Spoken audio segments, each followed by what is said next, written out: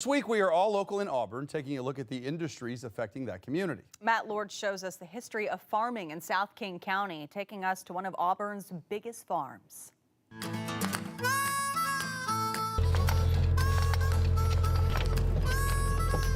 You don't need to head east to the Cascades. We have Seattle that's roughly 28 miles away. To find some of the best farming in Washington State. Soil is great. You know, we have a good water table here so it doesn't get too dry. Rosella and Burr Mosby's 350-acre farm sits on the fertile soil of the Auburn Valley. We grow zucchini, cucumbers, leeks, beets, rhubarb. We have a little bit of organic that we grow of the same crops. It's the same soil. It's just a great area. We're close to the markets. That's been farmed for more than 120 years. That has historically been a big farming community. Just down the road from the Mosby's farm, a reminder.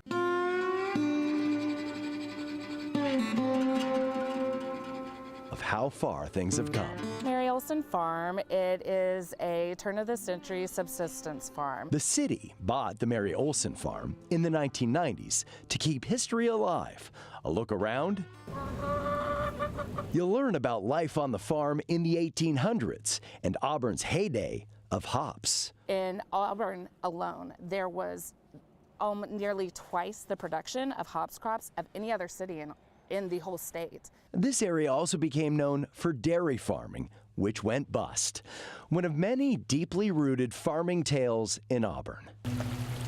It's really deep within our culture, and so I think that having this farm where people can visit and see the history is really important.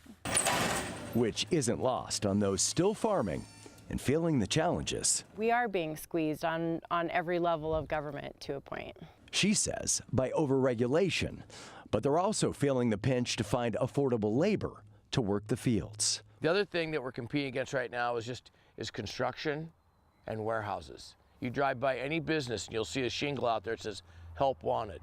We're kind of at the bottom of the food chain on that for help, because it's dirty work, it's hard work.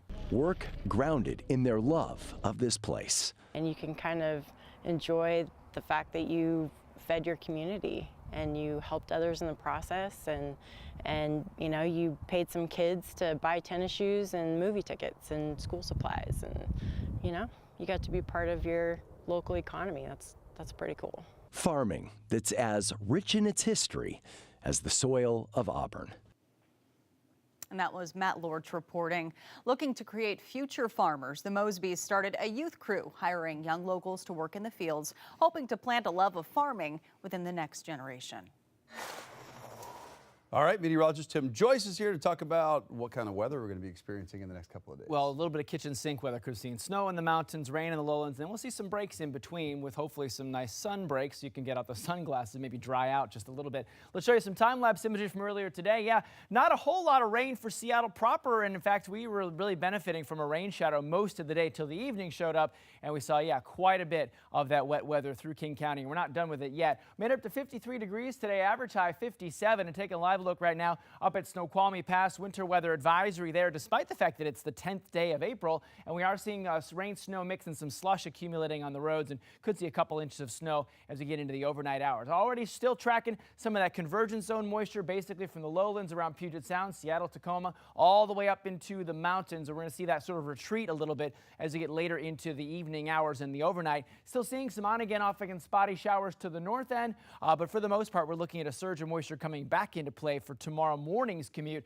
Winds have died back a little bit. We did see some wind gusts today between 20 and 30 miles an hour in most locations. And yeah, still seeing those winds converging between Everett and Olympia. So this is the wet spot around the region. So waking up tomorrow, you'll need that jacket with a hood. You might though need those sunglasses towards the afternoon and evening, as we do see a bit of a change in the weather pattern slightly. Otherwise though, kind of surge of moisture heads through during the morning hours, and then on again, off again showers with that possibility for some sun breaks getting into the afternoon.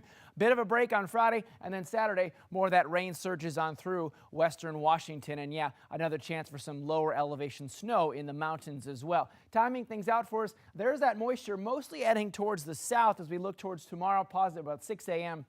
But we do see considerable amount of some rain at times through the morning commute. Getting towards about noon, we see it kind of break up into some more spotty, isolated showers. Still some snow, though, in the mountains as we do see the snow levels hovering through the evening about 3,000 feet, but it turns to more on again, off again snow showers in the Cascades. Getting into Friday morning, pause at about 6 a.m., and you do see some spotty chances of some showers. They kind of dissipate as the day goes on, so I think as we get towards the evening, might see a pretty nice and dry evening, and we've got the M's back in town for that, so it might even be roof open conditions. Otherwise, though, we do see some soggy weather returning as we get into Saturday. Sunday, some scattered showers. Some of them could be a little heavy in the morning, and then some scattered seasonal showers as we round out next week as well, with temperatures maybe getting towards 60 as we get towards the middle of the week. Guys, back over to you.